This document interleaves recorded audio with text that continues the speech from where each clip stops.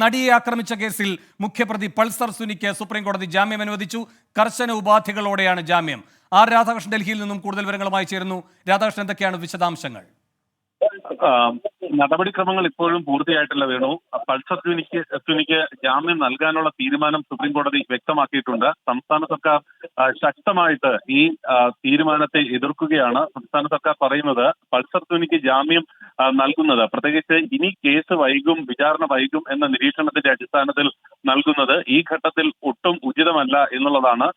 ഇതിനെ അടിസ്ഥാനമായി ചൂണ്ടിക്കാട്ടുന്നത് സാക്ഷികളുടെ വിസ്താരം ഇതിനകം പൂർത്തിയായി കഴിഞ്ഞു. ഇനി പ്രതിഭാഗത്ത് നിന്നുള്ള സാക്ഷികളുടെ വിസ്താരമാണ് നടക്കേണ്ടത്. അത് വേഗത്തിൽ തന്നെ പൂർത്തിയാകും എന്നാണ് സംസ്ഥാനം പറയുന്നത്. പക്ഷേ ആ ഘട്ടത്തിൽ അന്വേഷണ ഉദ്യോഗസ്ഥന് ഏതാണ്ട് 80 ദിവസത്തിലധികം വിചാരണ നേരിടേണ്ടി വന്നത് അടക്കമുള്ള കാര്യങ്ങൾ പൾസർ സുനിയുടെ അഭിഭാഷകൻ ചൂണ്ടിക്കാട്ടി. ഈ കേസുമായി ബന്ധപ്പെട്ട് സ്വാഭാവികമായിട്ടുള്ള നീതി നിഷേധമാണ് തനിക്ക് ലഭിക്കുന്നത് എന്നാണ് പൾസർ സുനി വാദിച്ചത്. കേസിലെ പ്രതികളാക്കപ്പെട്ടവർക്ക് തുല്യനീതി ലഭിക്കുന്നില്ല.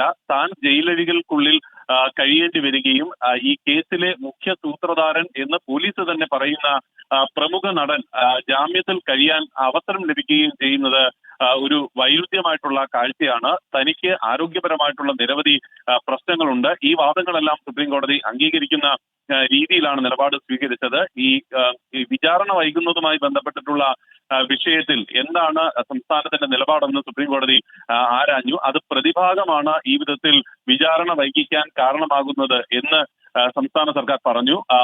നടന്റെ കാര്യം അടക്കമാണ് സംസ്ഥാനം വിവരിച്ചത്. ആ ഘട്ടത്തിൽ ഇത് സൂചിപ്പിക്കുന്ന വിധത്തിൽ തുല്യനീതിയുടെ ലംഘനമാകില്ലേ ഈ ജാമ്യം നൽകിയില്ലെങ്കിൽ എന്നാണ് സുപ്രീം കോടതി ചോദിച്ചത്. ഇത്ര വർഷം ഒരാൾ വിചാരണ നേരിടേണ്ടി വരുന്നു, ജയിലഴികൾക്കുള്ളിൽ കഴിയേണ്ടി വരുന്നു. അയാളുടെ ആന്റിസിഡന്റ് മാത്രം പറഞ്ഞുകൊണ്ട് സംസ്ഥാനം അയാൾക്ക് ജാമ്യം നിഷേധിക്കാൻ പ്രേരിപ്പിക്കുന്നത് അംഗീകരിക്കാനായി സാധിക്കില്ല. നിലവിലുള്ള സാഹചര്യത്തിൽ അയാൾക്ക് അതുകൊണ്ട് തന്നെ ജാമ്യം നൽകിയേ മതിയാകൂ. ആ ജാമ്യം നൽകാൻ തീരുമാനിക്കുന്നു എന്നാണ് സുപ്രീം കോടതി വ്യക്തമാക്കിയത്. ആ ഘട്ടത്തിൽ ശക്തമായിട്ടുള്ള വ്യവസ്ഥകൾ ഇക്കാര്യത്തിൽ വേണം എന്നത് ഉൾപ്പെടെ മറ്റു കേസുകൾ ഉണ്ട് പൾസർ സുനിക്ക് എന്നത് ഉൾപ്പെടെയുള്ള കാര്യങ്ങളും സംസ്ഥാനം ചൂണ്ടിക്കാട്ടി. ആ ഘട്ടത്തിൽ ഈ വ്യവസ്ഥകൾ രൂപീകരിക്കാൻ വിചാരണ കോടതിക്ക് ശക്തമായിട്ടുള്ള വ്യവസ്ഥകൾ വയ്ക്കാനായിട്ടുള്ള അധികാരം ഉണ്ടെന്ന് സുപ്രീം കോടതി വ്യക്തമാക്കി. അതിന്റെ അടിസ്ഥാനത്തിലാണ് ഈ നടപടികൾ പൂർത്തിയായിരിക്കുന്നത്. വേണു.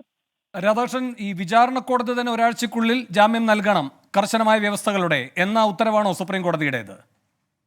തീർച്ചയായിട്ടും ആണ് വേണു. ഈ സാധാരണഗതിയിൽ ഈ ജാമ്യം അനുവദിക്കുക എന്നുള്ള നടപടികൾ സുപ്രീം കോടതി സ്വീകരിച്ചു കഴിഞ്ഞാൽ അതിനനുബന്ധമായിട്ട് വ്യവസ്ഥകൾ ഉണ്ടാക്കുന്നത് ഈ വിചാരണ കോടതികളിലാണ് സാധാരണഗതിയിൽ ചെയ്യുക. ആ വിധത്തിലാണ് വിചാരണ കോടതിയെ ഈ നടപടികൾ പൂർത്തിയാക്കാൻ വേണ്ടിയിട്ട് സുപ്രീം കോടതി ചുമതലപ്പെടുത്തുന്ന നിലപാട് ഉണ്ടായത്. ഈ വ്യവസ്ഥകൾ ഈ കേസ് ഫയൽ അടക്കമുള്ളവ ഇപ്പോൾ വിചാരണ കോടതിയുടെ കസ്റ്റഡിയിലാണ്. അതടക്കം പരിശോധിച്ച് സാക്ഷികൾക്ക് ഭീഷണി ഉണ്ടാകുന്ന വിധത്തിലോ അല്ലെങ്കിൽ കേസിലെ നടത്തിപ്പിനെ ഏതെങ്കിലും വിധത്തിൽ ബാധിക്കുന്ന വിധത്തിലോ ആകാത്ത വ്യവസ്ഥകൾ ഉൾപ്പെടുത്തി ഈ പൾസർ സുനിക്ക് ജാമ്യം നൽകണം എന്നുള്ള ഒരു നിലപാടാണ് സുപ്രീം കോടതി സ്വീകരിച്ചിരിക്കുന്നത്. കർശനമായിട്ടുള്ള വ്യവസ്ഥകൾ വേണമെന്ന് ആവർത്തിച്ച് സംസ്ഥാനം ആവശ്യപ്പെട്ടു.